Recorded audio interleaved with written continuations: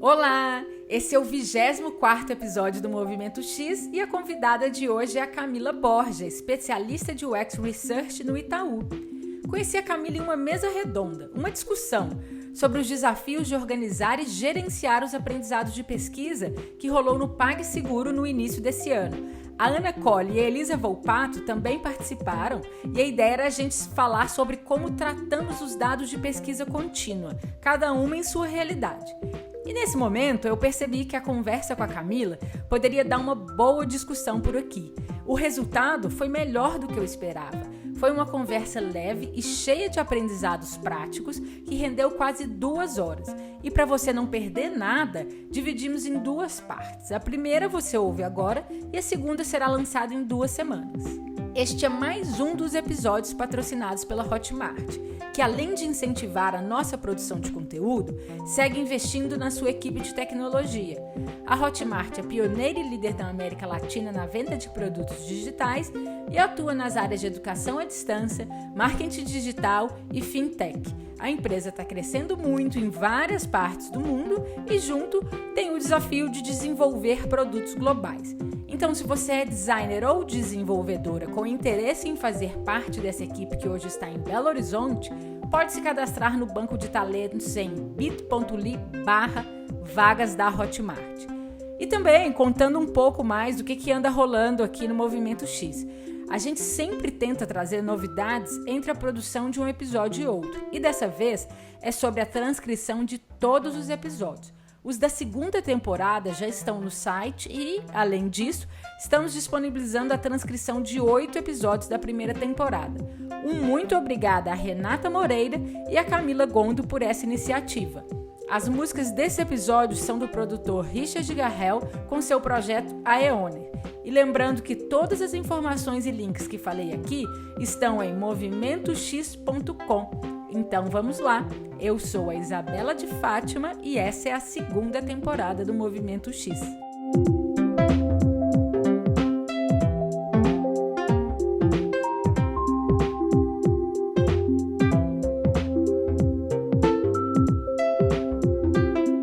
Oi Camila, tudo bem? Oi, tudo bem e você, Isa? Tudo jóia! Muito obrigada pelo seu tempo e pela presença aqui no Movimento X. Obrigada, eu adoro o podcast e estou super feliz em participar. Eu também estou feliz de falar com você. Hoje eu quero que a gente comece de um jeito diferente. Eu quero que você se apresente. Quem é você, onde trabalha e o que você está fazendo? Caramba, então vamos lá. Eu nasci em Belo Horizonte, então eu sou sua conterrânea, nós somos da mesma cidade. Eu sou de Belo Horizonte, eu moro em São Paulo tem mais ou menos 10 anos. Vim para fazer faculdade, tentar a vida, esse grande êxodo rural, né? Quem nunca? Eu sou formada em Relações Públicas e depois eu fiz uma pós-graduação em opinião pública pela FESP. E foi o que me levou para esse mercado de pesquisa. Nessa época eu trabalhava com produção de audiovisual e gostava muito dessa área, mas me apaixonei por pesquisa e fui fazer uns freelas na Box 1824. E lá que foi a minha escola de aprender a fazer guerrilha, de aprender a fazer etnografia, entrevista em profundidade, levar muitos nãos. Então foi uma experiência muito legal. Depois eu comecei a entrar nessa área e trabalhar exclusivamente com pesquisa, muito próximo de design. Né? Foi na época que eu fiquei sabendo que existia design thinking, isso tem 8, 9 anos atrás. E aí eu comecei a trabalhar em agências de design para poder desenvolver essa parte de pesquisa. E nessa época também eu conheci uma metodologia que chama Lego Serious Play. É uma certificação que eu fiz pela Perestroika, eu sou super fã da Perestroika, já fiz várias coisas lá. E na época eles abriram esse curso, essa certificação, eu fiz e me apaixonei. Já amava Lego e me apaixonei pela metodologia e uso muito em grupos. Eu tenho muita vontade de usar com clientes, não usei ainda, mas eu uso muito internamente. Então vamos lá, o que eu faço hoje, né? Além de usar Lego Serious Play, eu trabalho no Itaú há quase 3 anos. Eu trabalho desde que eu entrei, eu trabalho na superintendência de UX. A superintendência atende os canais digitais do banco.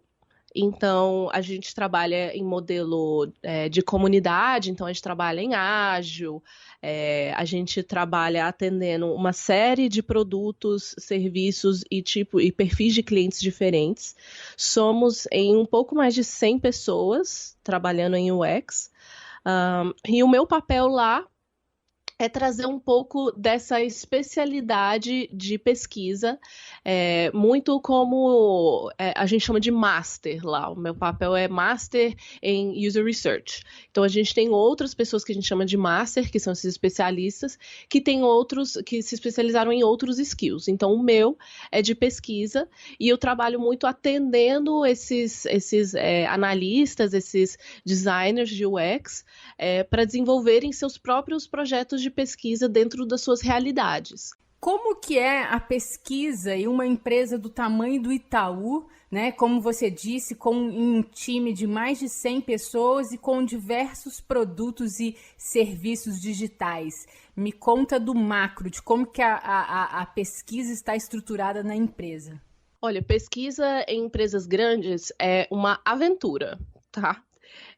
Eu acho que é a melhor forma de descrever, porque nada é o que parece, a gente tem muito mais dúvidas do que certezas, e eu acho isso assim, para mim todo dia é um aprendizado novo. Eu me coloco muito assim na posição de, beleza, eu conheço muito de pesquisa, mas eu sempre tô com mentalidade de aprendiz. Eu não tenho essa prepotência de achar que eu sei tudo. Então, eu pesquiso muito, mas vamos lá. Como que funciona no caso do Itaú? A gente conta com a ajuda de um departamento de pesquisa que tem dentro do marketing, que eles são o nosso grande apoio, e eles também, como especialistas em outras metodologias de pesquisa, eles nos ajudam muito, nos orientando e nos dando o ferramental para poder conduzir pesquisa.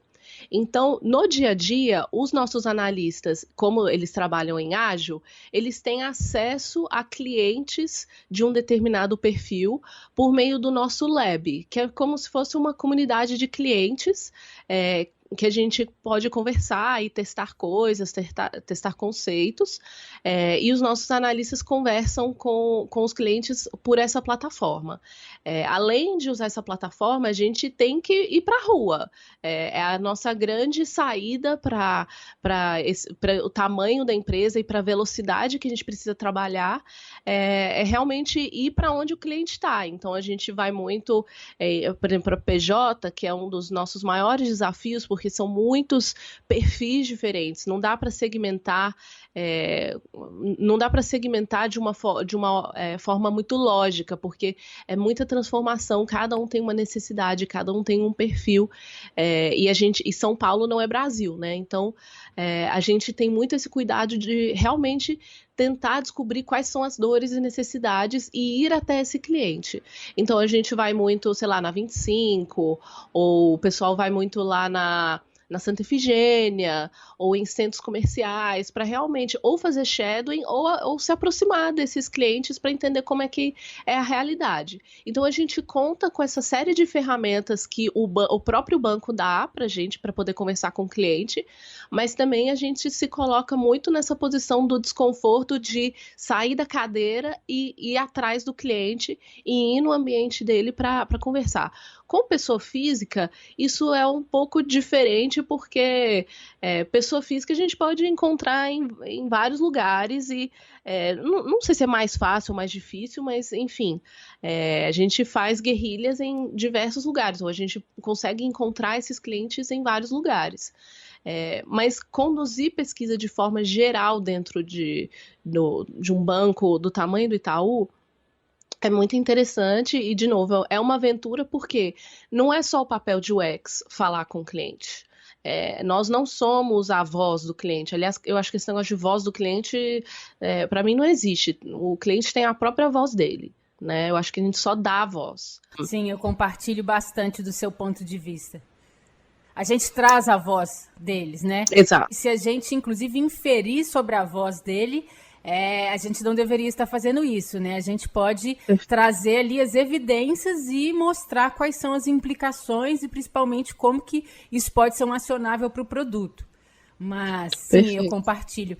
E, ok, então você me disse, né, me deu o contexto macro da empresa e só uma pergunta. Quando você disse que é uma empresa grande, né, quantos funcionários hoje o Itaú tem, né? Qual que é esse contexto que a gente está falando?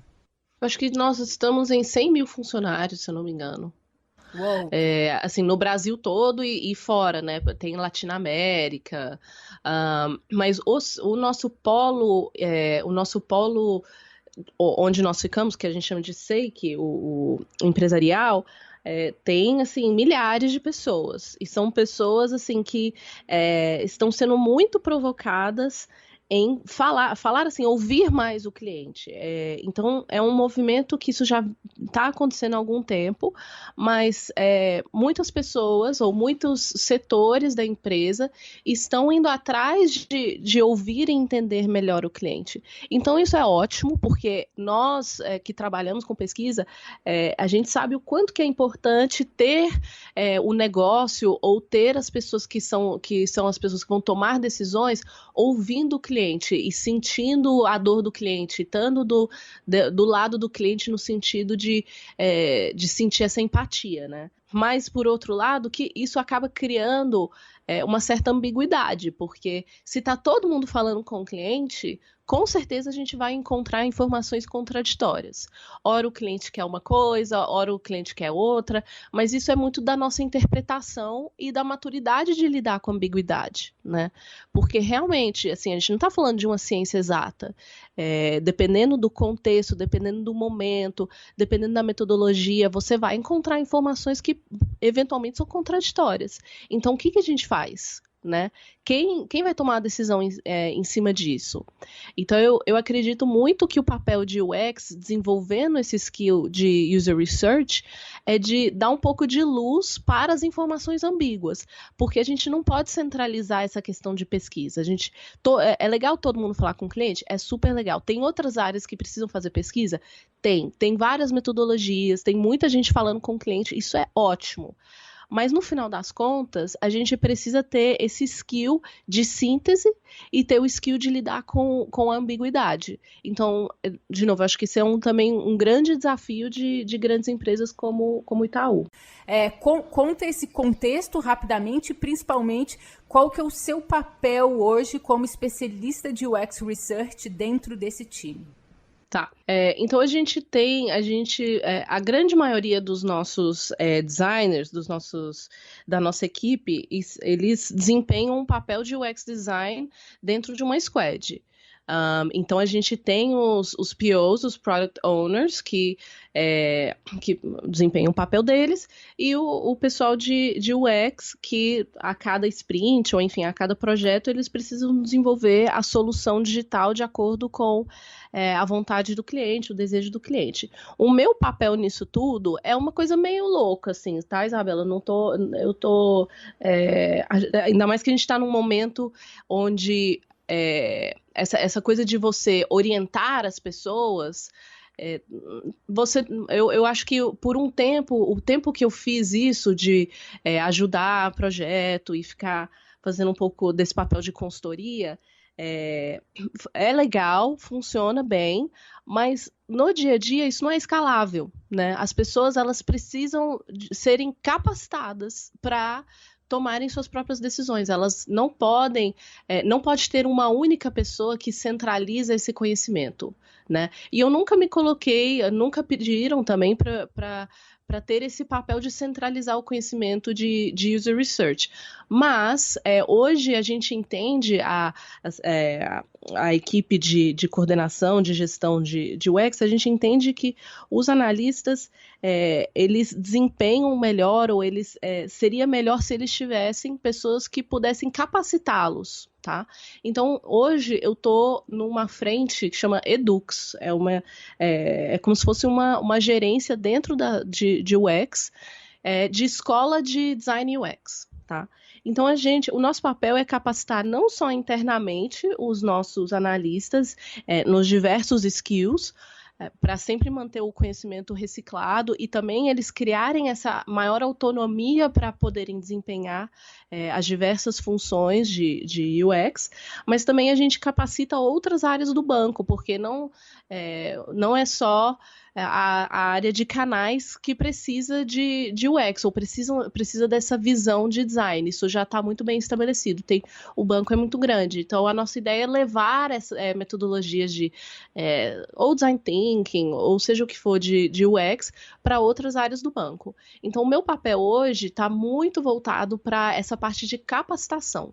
Eu tenho alguns projetos que eu toco sozinha, ou eu toco com equipes, que são projetos mais voltados para pesquisa, mas no geral meu papel é esse, de criar conteúdo e de capacitar as nossas equipes para poderem fazer pesquisa ou se aprimorarem nesse skill. E qual que é a relação entre a existência do seu papel, né, o papel do contexto no qual você está inserido e o momento em que o Itaú está hoje? Eu acho que é um momento muito interessante, assim, que o Itaú, assim como muitas outras empresas, nós estamos em busca de ouvir o cliente de forma constante e de aprender com o cliente e criar soluções que sejam escaláveis, né? Porque inovar por inovar e fazer coisas incríveis, isso não é sustentável, talvez, a longo prazo. Então,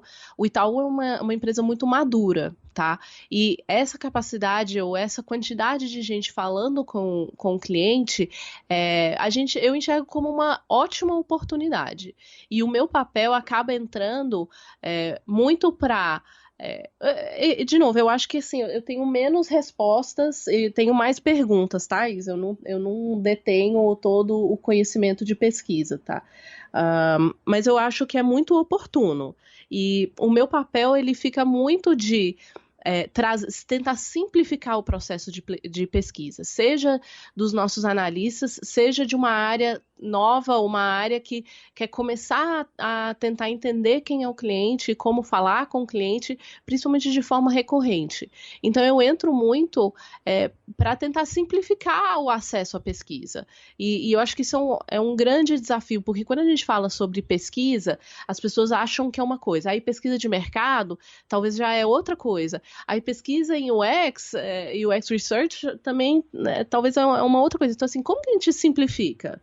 Né? Como que a gente simplifica esse processo e a gente mantém o rigor técnico? Porque falar por falar com o cliente, você pode, sei lá, fazer escuta na central de atendimento e legal, você falou com o cliente, ouviu o cliente. Mas como que a gente mantém um rigor técnico, a gente considera uma abordagem de amostra que vai trazer um pouco desse rigor e a gente faz isso de forma constante, né? Porque aqui eu acho que a recorrência de falar com o cliente é o grande segredo. Né? Não é só porque tem o boom de vamos ouvir o cliente que a gente vai fazer isso. A gente precisa fazer isso de forma constante.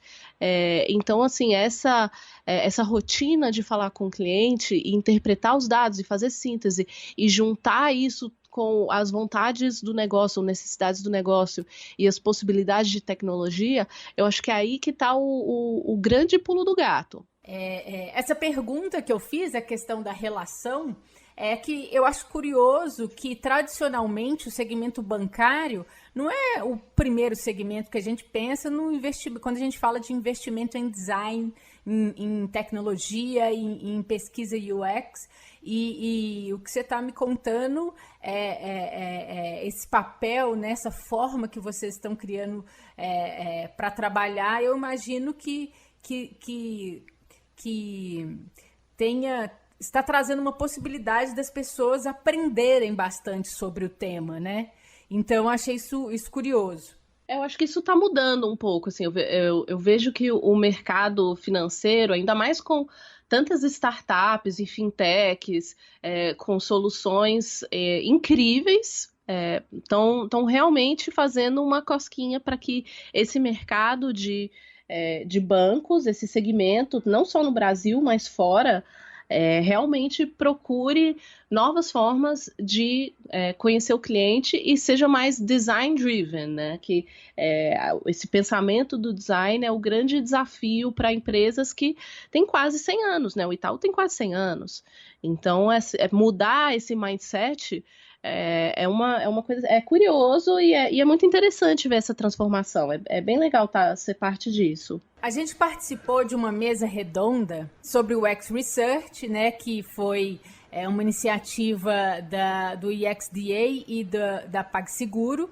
E nessa mesa redonda você comentou sobre um framework, um cardápio. Você, no momento, disse um cardápio de técnicas que você criou junto com a Renata Tonesi. Me conta mais sobre esse framework e qual a vantagem de trabalhar dessa forma. Tá.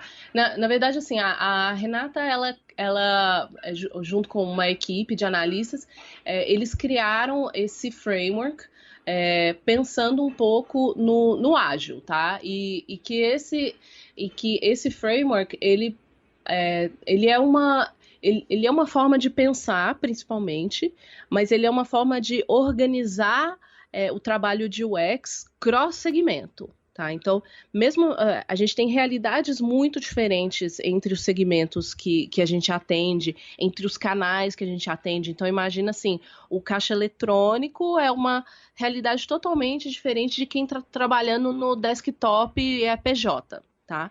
Então, assim, acaba que quase que um trabalho novo, mas a gente precisa desse framework para unificar a nossa estratégia de como que a gente atende esses diversos clientes. Então, a Renata, junto com a equipe, eles pensaram nessa forma de trabalho que começa com a definição, tá? Então, nós somos muito chiques e a gente gosta de tudo em inglês, tá?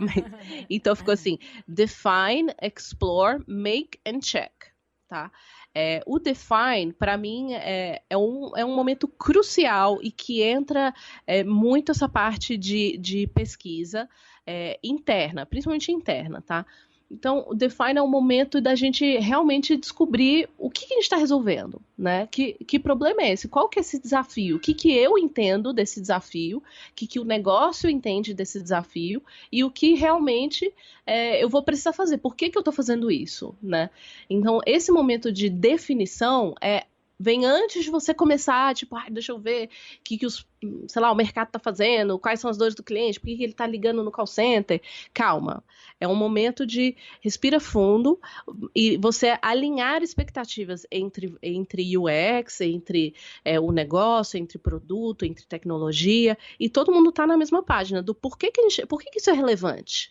O que a gente está resolvendo? Quem que vai se beneficiar com essa solução? Se ela eventualmente a gente entender que realmente é uma solução que o cliente deseja, né? Então, esse momento de define, para mim, é o essencial, tá? E é um momento muito introspectivo.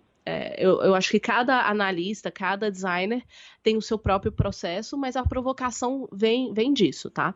E aí, em seguida, vem a etapa de explore, define, explore. Aí a gente já começa a falar sobre as metodologias de pesquisa exploratórias, tá? Então, aqui a gente está falando muito de dados, a gente está falando de uma série de metodologias e uma série de técnicas que os UXers têm como possibilidade para realmente explorar o problema, tá? Então, aqui é muito inspirado no duplo diamante da etapa de exploração, de coleta de informação. Uhum.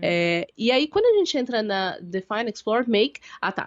que às vezes eu confundo.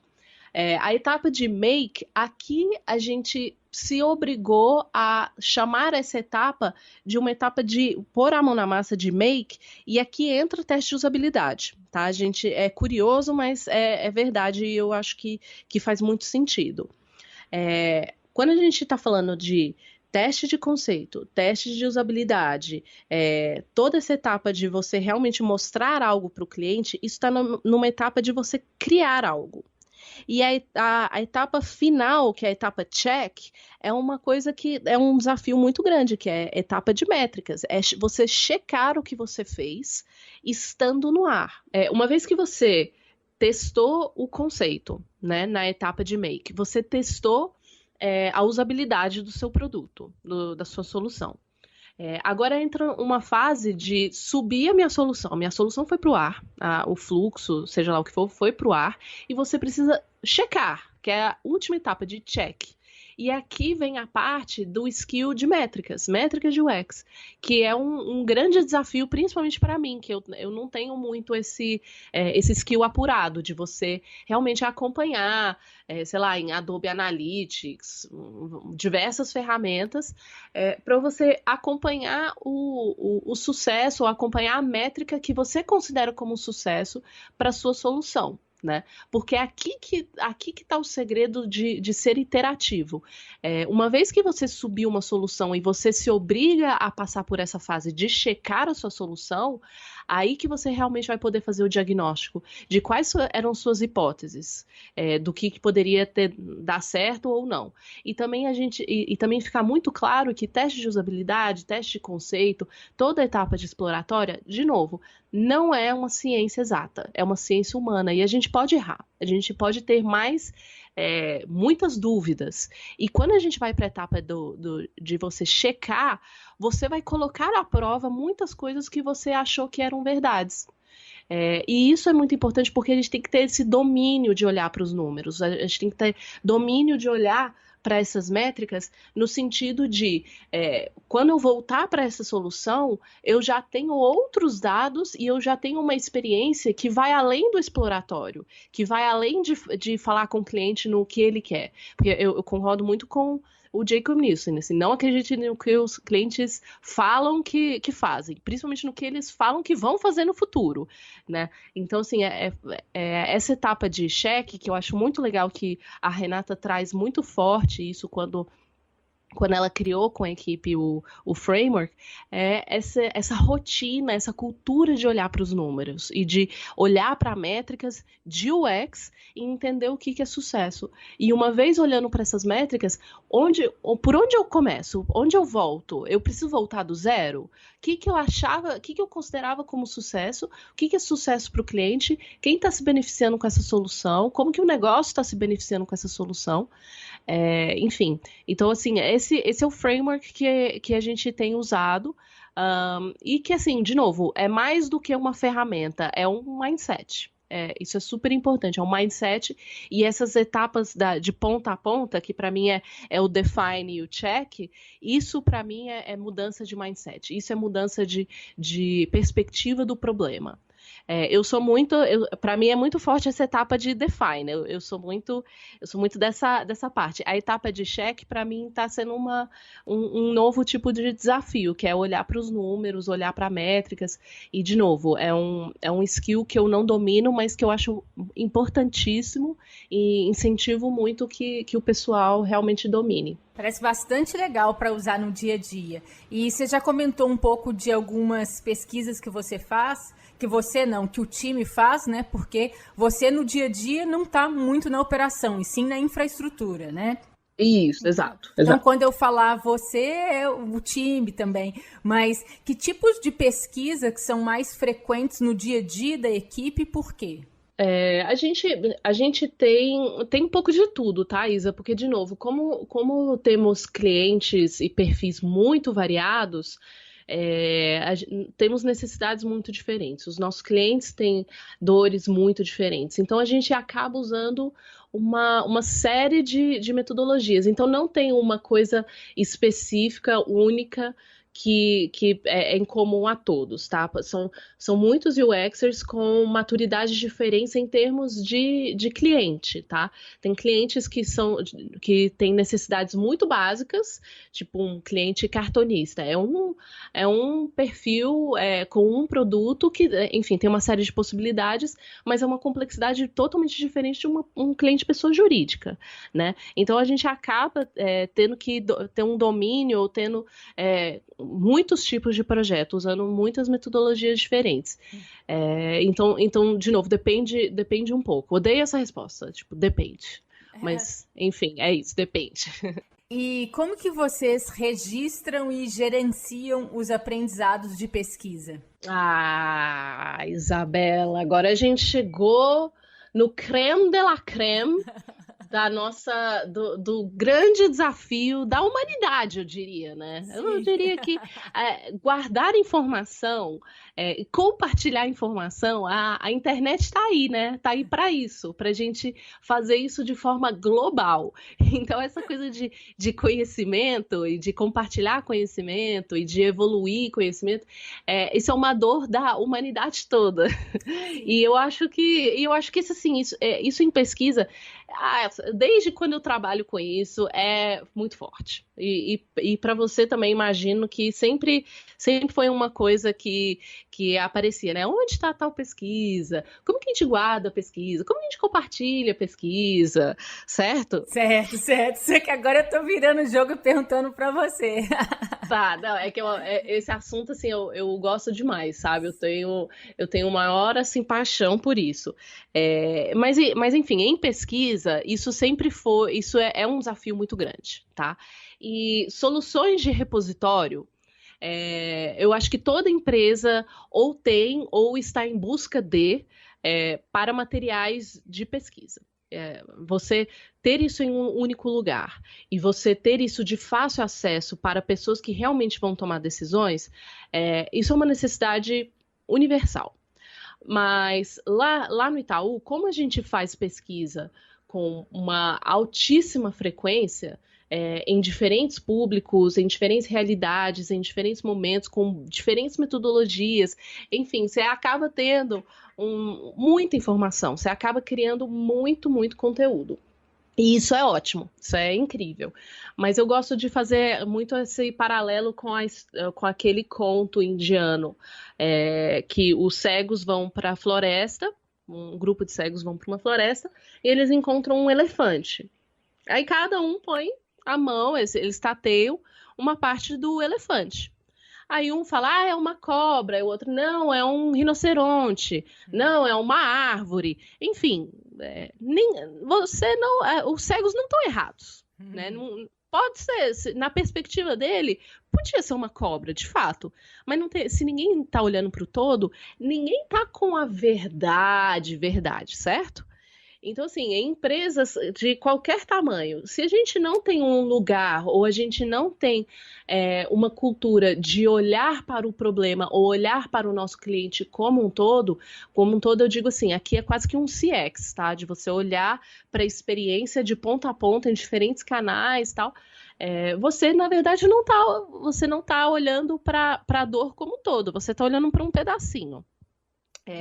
Então, assim, essa soluções de repositório, elas são interessantes não só para armazenar e compartilhar informação, mas também para você ter acesso a uma forma de olhar para o cliente, olhar para a sua dor de forma mais ampla, em diferentes pontos de contato. Então, assim, o Itaú, a nossa área de UX, tem um repositório, tá? Um repositório de pesquisas e tal, onde você vai lá, baixa e legal. Mas eu comecei, há 2 anos atrás, eu comecei a pesquisar formas mais fáceis da gente ter acesso à informação. Porque imagina assim, que se tá todo mundo fazendo pesquisa, ótimo, tá todo mundo aprendendo, todo mundo tem conhecimento e tal. E eu tenho certeza absoluta que quando as nossas equipes vão a campo, eles não aprendem só o que eles esperavam aprender, só o que estava lá no roteirinho. Uhum. Eles aprendem muito mais. E eles acabam não tinha onde colocar essas informações, não só do que era esperado, do que eles realmente se proporam a resolver, mas também do que vai além. Então imagina que cada analista na sua mesinha tem uma caixinha de conhecimento, tá? Tipo uma caixinha de Lego. Eu uso Lego para tudo, para analogias, para workshops, então eu amo Lego. Mas então imagina ficticiamente que cada analista tem uma caixinha de conhecimento de Lego ali, e tá ali guardado na gaveta. E a gente vai passando de mesinha em mesinha. Você tem informação disso? Ah, tenho, toma. Ah, você já descobriu isso? Ah, tenho, toma. Ah, eu tenho aqui um extra aqui que eu coloquei e que não tá lá no sistema, mas tá aqui guardado na minha gaveta, toma. Então, todo esse trabalho de busca de informação, mesmo que seja uma coisa muito pontual, seja uma coisa assim de interação, tá? Tipo assim, os clientes gostam de carrossel? Eles conseguem. Qual que é a usabilidade do carrossel para o nosso cliente, pessoa jurídica?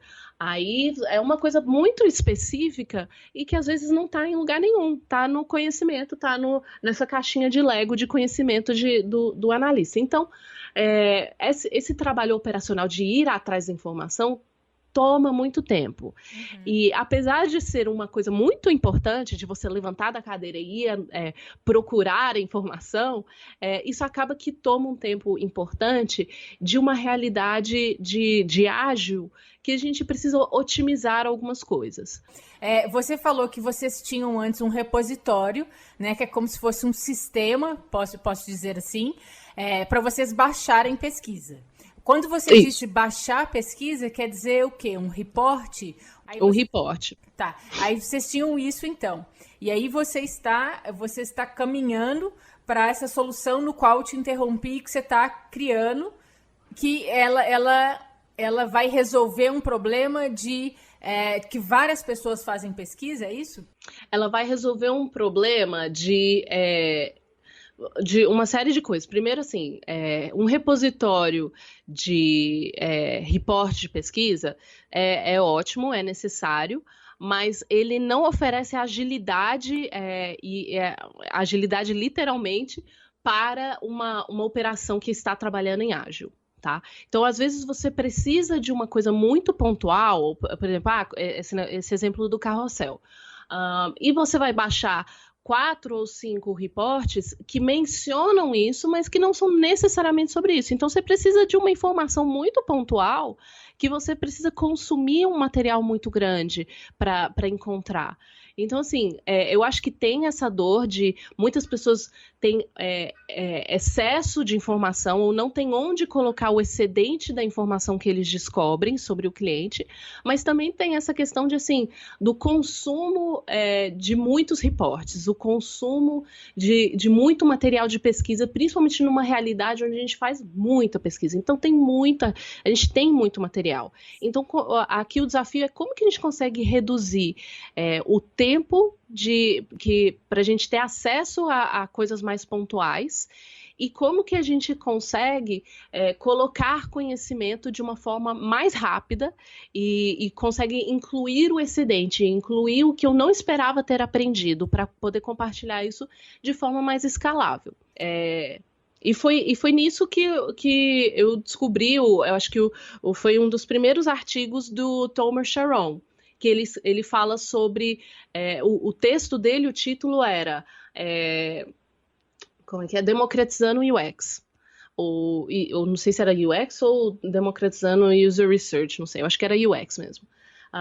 E ele fala sobre essa tentativa de compartilhar os insights de pesquisa, compartilhar os insights de cliente de uma forma mais rápida. E foi aí que, eu não sei se ele criou esse nome, ou enfim, mas que surgiu essa nomenclatura de Atomic Research, que foi inspirado em Atomic Design, né? Conta pra gente o que é o Atomic Research. É uma forma de você compartilhar conhecimento e de você registrar conhecimento de forma atomizada. O que isso significa?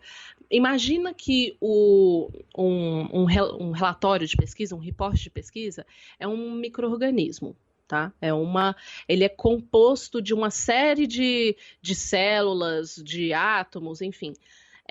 O conceito de Atomic Research é que eu não estou olhando para aquele organismo, eu estou olhando para o átomo, porque o átomo por si só, se eu isolar ele tem o seu valor, e ele combinado com outros átomos pode virar um outro organismo. Então a ideia é que quando a gente separa os conhecimentos de pesquisa em átomos, a gente consegue ter acesso mais rápido e a gente consegue fazer outros tipos de combinação que a gente achava que não era possível. tá? Então, e isso foi inspirado em Atomic Design. Eu posso explicar aqui que é Atomic Design também? Claro, por favor, vamos Tá. lá. Atomic Design é um conceito criado para você, muito voltado para o desenvolvimento de soluções tecnológicas, tá? Então imagina que na realidade de desenvolvimento, tudo mais, você tem que produzir componentes com uma frequência muito grande. Se tem um monte de UXer criando 1000 fluxos e coisas incríveis, do outro lado tem um desenvolvedor que precisa criar esses componentes. E muitas vezes você precisava criar os componentes do zero e você não conseguia reaproveitar.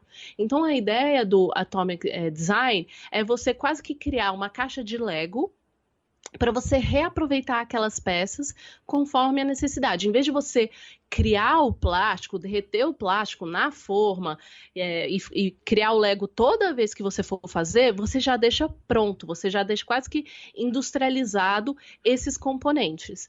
Então, assim, não sei se ficou claro, mas assim, o Atomic Research surgiu disso, de você componentizar os seus achados de pesquisa. Então, na prática, o que isso significa?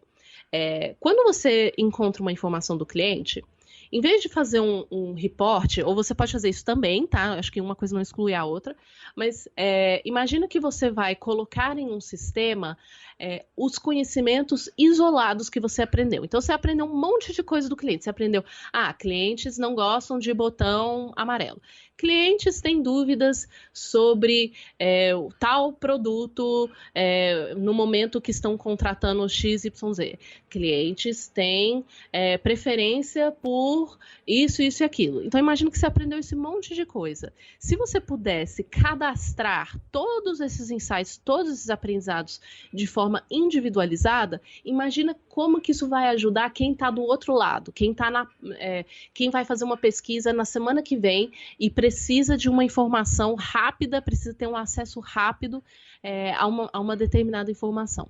Então, o Atomic Research, não sei se ficou claro assim, o que significa, mas depois eu posso mandar alguns textos, algumas referências, e tem muitas soluções já prontas disso. Tem o próprio Aurelius, eles têm o podcast deles, mas o próprio sistema do Aurelius tem mais ou menos essa metodologia de Atomic Research, de você cadastrar insights e eles estarem praticamente tagueados para você encontrar de forma mais fácil num eventual projeto, num futuro projeto. Certo. Eu acho que ficou claro, sim. E eu vou propor aqui um termo que eu acho que só para a gente... que é um assunto complexo que a gente está conversando, né? Então, assim, eu vou chamar aqui uma sugestão de unidades de aprendizado de pesquisa, né? Perfeito. Que é como se fosse esse átomo. Vamos falar um pouco sobre a estrutura dele. Você comentou que você cadastra um insight. Mas vamos pegar aqui essa unidade de aprendizado de pesquisa. Como ela é composta? Tem alguma forma de vocês criarem isso? Ela é composta. Isso é até interessante. Eu tenho refletido muito sobre isso. Talvez ela deveria ter uma estrutura de linguagem, tá? Que eu acho que é um grande desafio para as pessoas escreverem, cadastrarem essa unidade de aprendizado da mesma forma. Então, por exemplo, sempre começar com cliente, nananana, cliente, verbo, substantivo, adjetivo. Tá? Então, talvez deveria existir um gabarito nesse formato. Mas hoje, como a gente faz? A gente tem um sistema que a gente apelidou de Magneto, que o nosso usuário interno, que são os nossos analistas de UX, eles colocam a unidade, o aprendizado. Então, cliente não gosta de botão laranja. Tá. Aí ele tem uma série de campos que ele precisa preencher como se fossem os campos de evidência. Beleza. Onde você ouviu isso? Né? Porque, não, minha mãe falou no elevador. Não, né? Por favor. Então, a pessoa ela preenche uma série de campos referentes a esse aprendizado. Então, tem a metodologia que ele usou, data, qual que era o contexto do projeto, né? Porque toda essa contextualização é super importante para quando você entrar no aprendizado, você clica lá no aprendizado, ele não é uma coisa solta que veio do nada. Ele está acompanhado dentro de um macro projeto, dentro de um contexto, aí tem a data, tem a metodologia, tudo mais, como se fossem as evidências. No caso do Tomer Sharon, quando ele criou esse sistema lá no WeWork, a evidência dele era um vídeo. Então, assim, ele registrava a unidade, o aprendizado em forma de texto, mas era sempre acompanhado do trecho do vídeo. Então, isso é maravilhoso, né? Porque aí você pode montar uma playlist de tipo assim, eu quero assistir uma playlist só sobre o que os clientes falam sobre o sofá do WeWork. Aí o sistema dele procurava tudo que estava tagueado como sofá e se criava uma playlist para você assistir. Então, assim, isso para um executivo ali do WeWork é maravilhoso, porque é quase que um self-service de pesquisa. Ele vai lá, não precisa produzir relatório nenhum, vai lá e consome. Mas, no caso do Itaú, nem sempre a gente grava, certo? E, aliás, eu acho que gravação, para mim, com pesquisa, é uma coisa que eu sempre evitei. E foi uma coisa que eu aprendi lá na Box. Tá? Quando você grava uma pesquisa, seja áudio, seja vídeo, assim, é claro que há exceções, tá? Eu não sou xiita, mas você, inconscientemente, você tá assim, não vou anotar tudo, ou eu não vou estar nesse momento 100%, porque depois eu escuto a gravação. Então, o que era para ser, sei lá, um teste de usabilidade de 30 minutos, virou um teste de usabilidade de 1 hora, porque você vai fazer o teste e depois você vai ouvir o áudio referente ao teste. Então, assim, e fora que a tecnologia pode nos falhar, né? A gravação pode dar pau, enfim. Então, assim, eu não gosto de gravar. Então, a gente não tem esse recurso dentro do Itaú de ter essas evidências em forma de áudio ou vídeo. A gente tem essas evidências em forma de campos referentes à data, metodologia, contexto de projeto, objetivo, tudo mais, que os analistas precisam preencher a cada aprendizado que eles colocam. Bom, eu acho que esse é um assunto que tem muitas pessoas interessadas. E, né, para quem tem interesse em trabalhar dessa forma, o que você recomenda? O que a equipe precisa ter para começar? Né? O que é o básico? O básico é define, explore, make e check. Eu acho que, assim, não existe uma solução que vale para todo o contexto. Eu acho que, assim, por exemplo, o Aurelius. O Aurelius, você pode pegar e começar com o Aurelius. Aurelius, talvez algumas pessoas não saibam, mas você acha que a gente pode chamar de um framework, né, de um software para colocar essas unidades de aprendizado? Isso. Ele é uma solução de repositório que leva esse conceito atômico e você pode se cadastrar e usar essa plataforma que já está pronta, já está montada. Mas, enfim, você pode começar por aí, mas eu acho que sempre, de novo, volta para a forma como a gente encara o problema. Às vezes a gente, é legal, Atomic Research, incrível, vou pôr na minha empresa, mas será que é isso mesmo que a sua equipe precisa? Será que você tem outros problemas, são mais latentes do que esse? Então, assim, começa com o define, né? Para você ter certeza, porque isso foi uma coisa que a gente fez e demorou muito para a gente fazer. Eu achava que era incrível a Atomic Research, mas a gente tinha uma questão, assim, de tecnologia, levar em consideração o tempo de projeto, levar em consideração a cultura da empresa, de sentar, parar para registrar os insights, isso tudo fazia parte e vem muito antes de simplesmente criar uma solução ou de comprar uma plataforma. Então, assim, se você está começando, se coloque no lugar das muitas pessoas que vão usar esse repositório.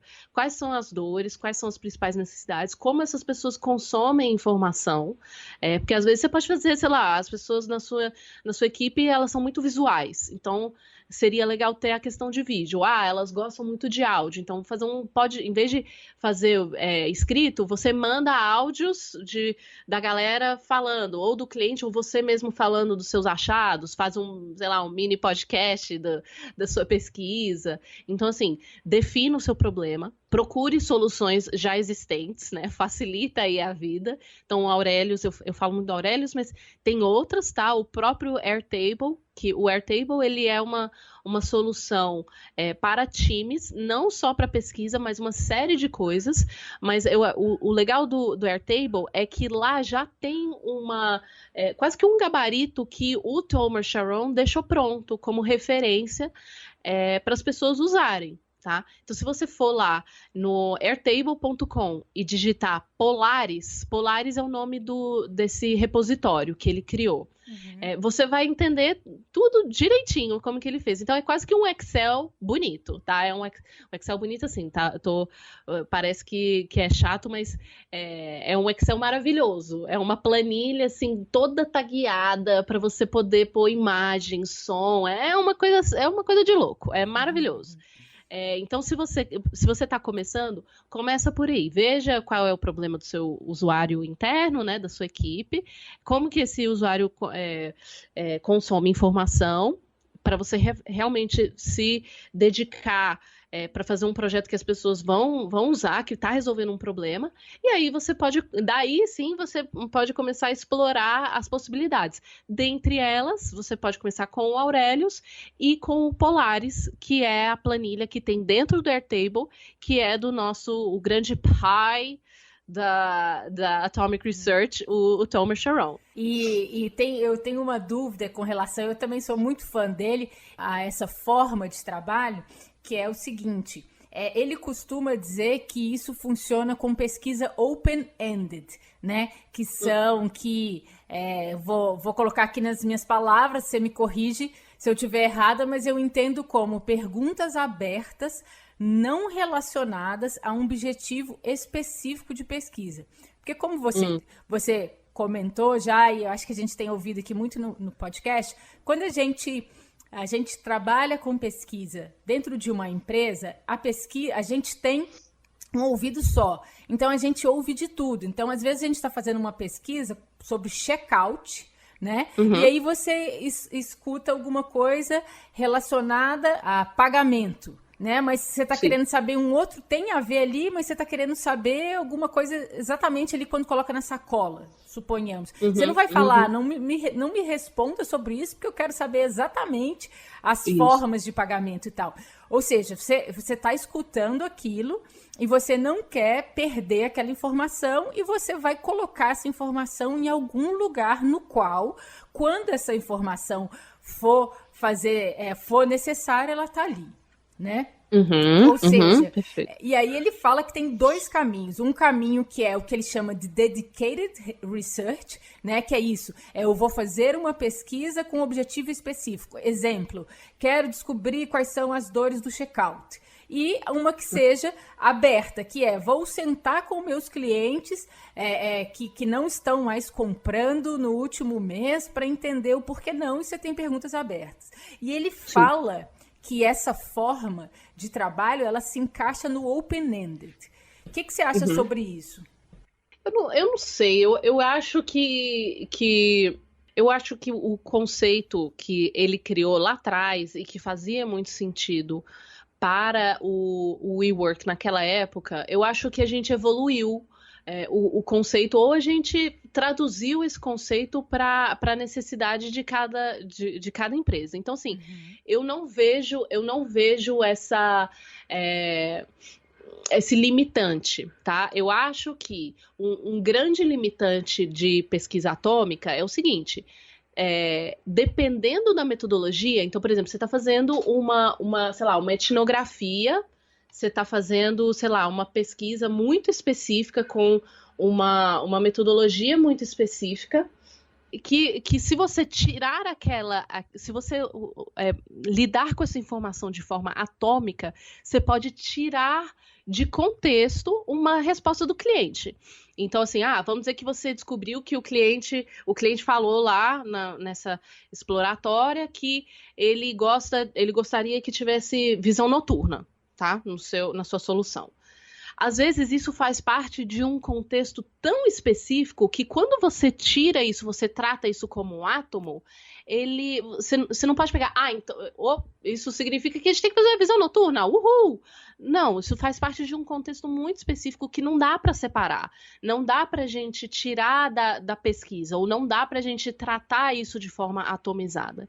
Então, assim, eu acho que tem pesquisas que precisam estar acompanhadas do contexto, senão você vai deturpar o sentido, o significado dessa pesquisa, ou o significado desse aprendizado, e tem pesquisas que são mais pontuais, tá? São pesquisas menos exploratórias e são voltadas mais para a solução, que para mim é a grande diferença entre user research, ou UX research, e pesquisa de mercado. UX research é muito voltado para a solução.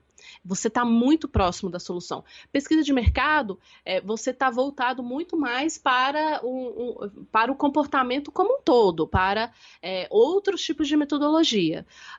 Então, assim, para UX Research, eu acho que pesquisa atômica funciona, mas, de novo, tenha cuidado com tirar os aprendizados de contexto. Isso vai perpetuar uma visão sobre o seu cliente. Se você colocar fora de contexto um aprendizado num repositório que muitas pessoas vão ter acesso, você vai perpetuar esse erro, tá? Entre aspas. Então, esse negócio, sei lá, de visão noturna. Outras pessoas vão ter acesso a isso e eles vão tomar isso como verdade. E vão usar isso nos seus respectivos projetos e desafios. E talvez não era exatamente isso, esse insight não condiz com uma realidade. Então, assim, eu acho que funciona muito eu acho que tem essa coisa de pesquisas mais exploratórias, de definição, e eu acho que funciona bem, mas eu acho que funciona melhor para pesquisas de UX, quando a gente está falando de voltadas para uma solução. Então, tudo que está relacionado a uma interação, a como que o cliente entende uma interação ou entende uma solução tecnológica. Então, assim, para a usabilidade funciona super bem, porque a usabilidade, talvez a questão do contexto não é tão forte. Não é, usabilidade é usabilidade, é Human-Computer Interaction. Então, assim, tem a ver com o contexto? Tem. Mas como o cliente entende um elemento ou ele interage com alguma coisa, alguma solução digital, isso geralmente o contexto é importante, mas não é crucial. Então, esse é o tipo de informação que eu acho que vale muito para um repositório. Agora, uma coisa muito exploratória, que faz muito parte do contexto, sei lá, o contexto econômico, o contexto cultural, contexto de uso, contexto do perfil do cliente, isso é uma coisa que eu procuro tomar muito cuidado, porque isso, longe do seu micro-organismo, se você tirar esse átomo do micro-organismo, você pode cair no erro de interpretar ele isoladamente e tirar ele do contexto e interpretar errado. Uhum. Faz sentido? Faz bastante sentido. E tem uma outra dúvida, assim, se é que tem uma resposta, mas que eu fico pensando como garantir a qualidade da informação, né? Uhum. Há alguma forma, como que vocês lidam com isso? É uma necessidade ou não? É uma necessidade, com certeza. Eu acho assim, mundo perfeito, quando você aí, ouvinte do Movimento X, tiver com essa solução implementada, eu acho que aqui o grande segredo é o Research Ops. Tá? O Research Ops, ele vem como... Ele é uma estratégia de pesquisa, lidar com pesquisa como uma operação. Tá? Não é como, é uma coisa, é um momento do meu trabalho. Não, é uma operação que precisa ser tratado como operação. Porque tem uma parte muito braçal, tem uma parte muito operacional, como, por exemplo, olhar para um repositório de pesquisa e garantir a qualidade. Isso é muito operacional. Você ficar lendo um por um. Imagina que tem milhares, tem muita gente que escreve muita coisa. Como que você torna recorrente quase que essa curadoria, né? Então, eu acho que isso faz muito parte de um processo de Research Ops, que também, de novo, a gente pode falar um pouco, ou eu posso mandar algumas referências. Mas a questão da qualidade, para mim, está sendo um dos maiores desafios, né? Primeiro, acompanhar, né? Acompanhar como um todo, para você poder conectar esses pontos de tipo assim, informações que você, sei lá, de clientes diferentes, ou momentos diferentes, ou realidades diferentes, e tornar isso numa grande eureka, né? Isso é uma coisa super valiosa e que é necessária, tanto quanto tirar ou manter essa qualidade em termos de curadoria do que não tá legal. Então, assim, para mim esse é o maior desafio, tá? E para mim isso tem que ser isso faz parte você vai descobrir isso na sua etapa de define. Como que você vai acompanhar?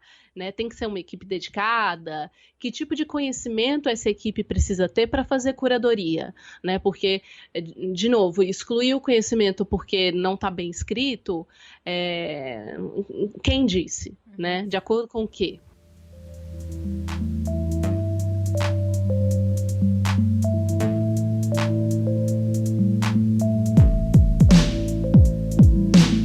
Estamos chegando ao fim deste episódio e espero que você tenha gostado.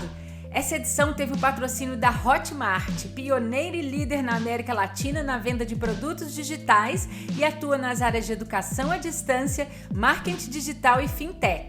Está em amplo crescimento internacional e o desafio de desenvolver produtos globais.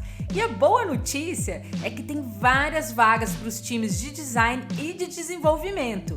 Se você é designer de produto ou desenvolvedor com habilidades em UX, pesquisa ou interface, mora em Belo Horizonte, minha cidade do coração, ou topa viver em terras mineiras, pode se cadastrar no banco de talentos pelo link bit.ly/vagas da Hotmart. Repetindo, bit.ly/vagas da Hotmart. Obrigada por ouvir até aqui e até o próximo episódio.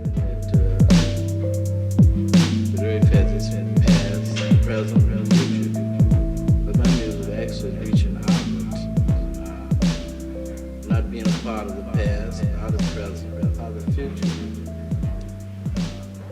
but rather what I call an altered destiny, because I'm dealing with equations, and most people feel